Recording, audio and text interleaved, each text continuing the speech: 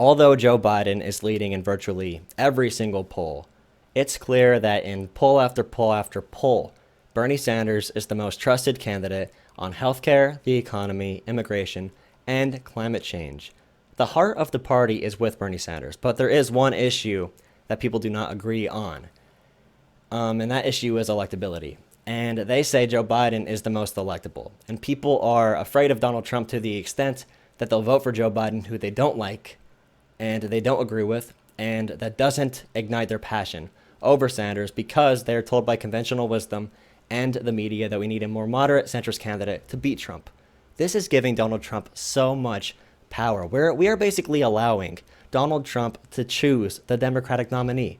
Like, are you kidding me? This guy, we're going to give him the title of this powerful being, this powerful force that needs to be taken down, that will destroy our country, fear-mongering, saying that he is bigger than the movement we could be bringing with progressive policies and progressive change. They're allowing the conservatives and the moderates to pick our candidate, and that's shown here, where CNN gives a platform to the person who wrote this article.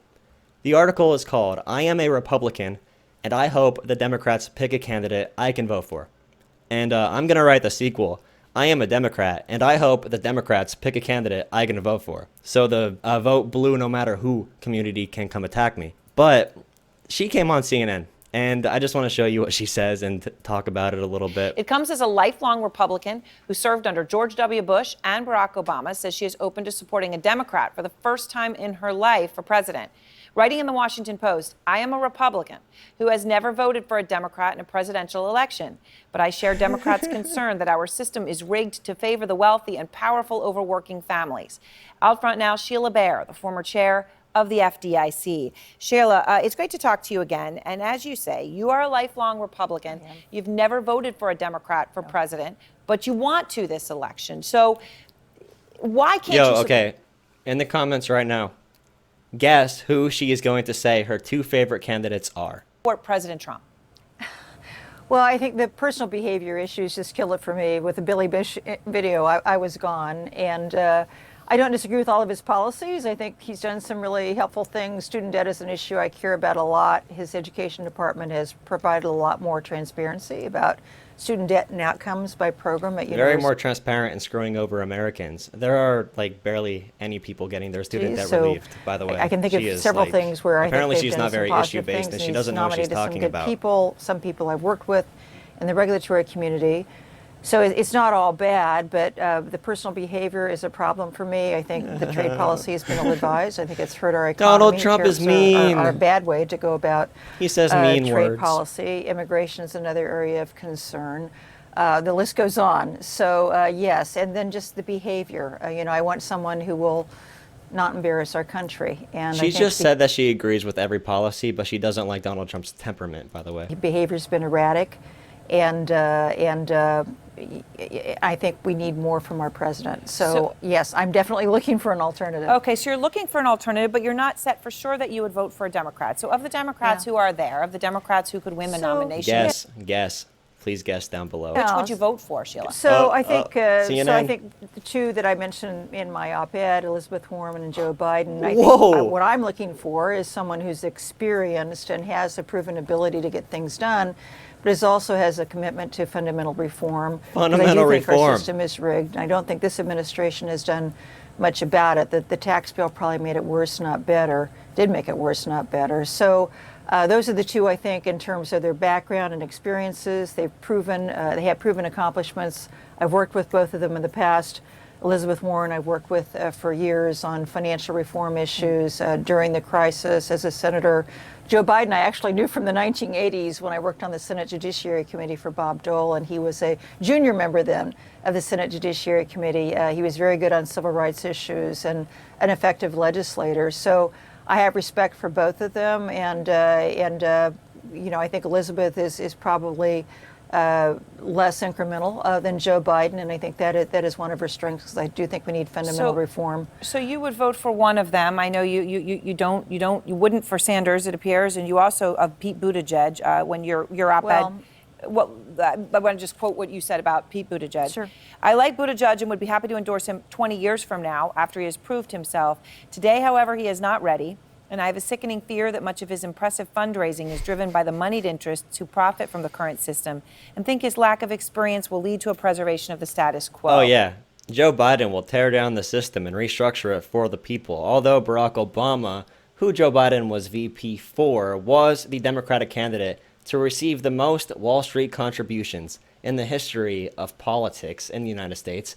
Obama, sorry, they're the same person apparently. Joe Biden is running as Obama again. But Obama then turned around and stacked his whole cabinet and the Treasury Department with Goldman Sachs members and other big bank employees. So structural fundamental change, and you're going to say Joe Biden. And Elizabeth Warren, I would not have said that's a bad choice a month ago, 2 months ago, 3 months ago, but now we know where that's going. But I know, Sheila, that you are very adamant you don't want to throw your vote away.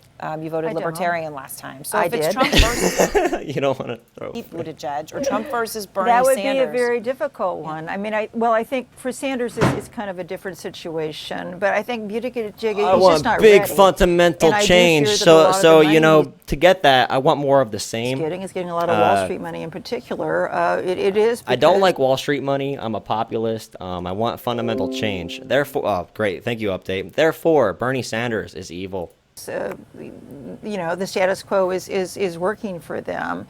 I think he's well intended. I think he's in good faith, but I think he's a bit naive, and I don't think he has any kind of skill set to pursue fundamental reform. So that would be hard for me. The Amendment King. Bernie Sanders was the roll call Amendment King from 1995 to 2007. So she said Bernie Sanders cannot work with Republicans, although he just came out with a bill with Republican from Utah, I think, Mike Lee, that restricts war funding for Donald Trump.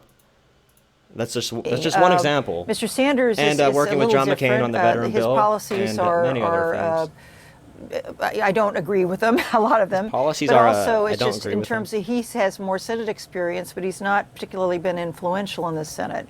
He's been principled, but he hasn't really built I just relationships responded and to shown something that that he she can said after compromise I and get things responded to done, it. which at the end of the day is what we need. So I think in terms of effectiveness, either Warren or Biden would be preferable. All right. Thank you very much, Sheila Bair. I appreciate your time. As we said, a lifelong Republican has never voted for. Lifelong Republican has never voted Democrat. But apparently, Joe Biden and Elizabeth Warren will bring her the big structural change she wants. And she's voted Republican her whole life while also wanting big structural change. What populists have the Republicans elected other than Donald Trump, who is a fake populist, in the last 30 years? Ronald Reagan is the one that gave power to the most wealthy people in our society. The Ronald Reagan era is what kicked off the high amounts of income inequality we see now.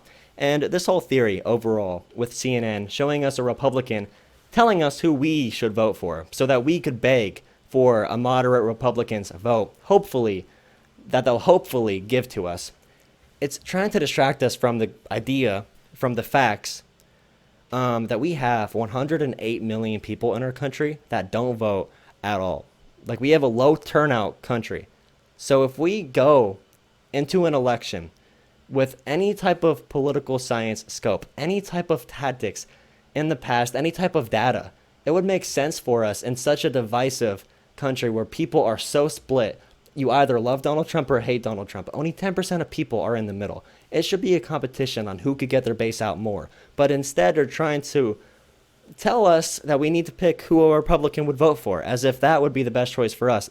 They're telling us to not do what we're passionate about, to instead bow down to centrism and bow down to the status quo and bow down to incrementalism. And she's like, it doesn't make any sense at all what she's. I don't like this.